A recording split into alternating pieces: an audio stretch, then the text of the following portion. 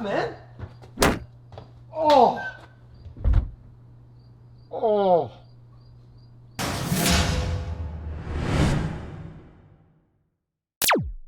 Hey everyone, welcome back to the channel. My name is Blair from the Raw Shooters Club. Today we're going to be going over the importance of layering sounds. Most of you are either using Final Cut Pro 10 or Adobe Premiere. You can do this in any DAW with a basic channel EQ. But first, let's go over layering sounds and why that's important. What? I know we did this for the sake of the video, or I know you had to do it for the sake of the video, and I'm not even mad, but did you really have to hit me that hard? Yes, I did. Why? You ate my cookies. Am I not allowed to have a cookie? No, they're mine. But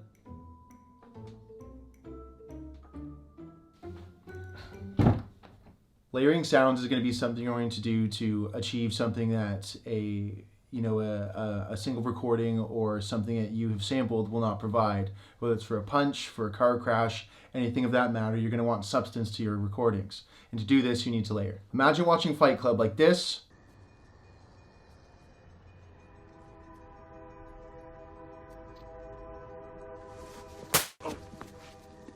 Mother. Or like this. Mother. Notice the difference? For instance, layering sounds is going to bring you a result that you can't normally achieve. You know, when a body hits another body, you don't hear a low, mid, and a high aspect of that sound. We've got to create that ourselves. You're going to have a low sound to bring that actual feeling of the impact. You're going to have something mid-range to bring the loudness out so you can hear it, and that high slap sound so it actually sounds, you know, real. It sounds impactful. You don't naturally hear this in the real world, so we have to create that. Another big important thing with layering sounds is that looking for your transients within your audio files. You're going to do this so that you're not dealing with phasing issues. Peaks of sounds hitting at the same time or slightly before can either be very, very helpful and complementary, or it can also be terrible. Phasing issues are when sounds are overlapping and the sound waves are actually essentially making it so, in a nutshell, it sounds bad. It's not ideal. You don't ever want to do this.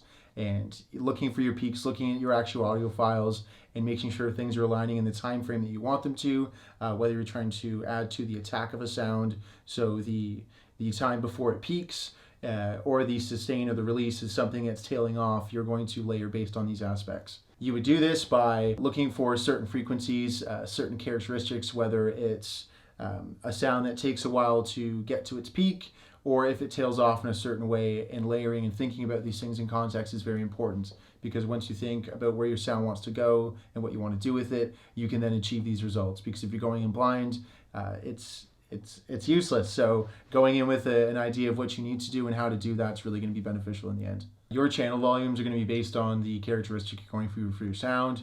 You're going to do this really taking things into consideration, such as the type of impacts, how long the impact is, and what you really want to shine, whether it's the low end, the mid-range, or the high end, to really give a sound some snap. And you're going to have to really take all that into consideration when you're doing your mixing and your leveling of everything. There is a bit of a science. You're not going to try to mud things up. You're also going to have to take into consideration the music for what is playing and the other sounds that are actually interacting with it as well, so that you're not interrupting things within the mix of stuff.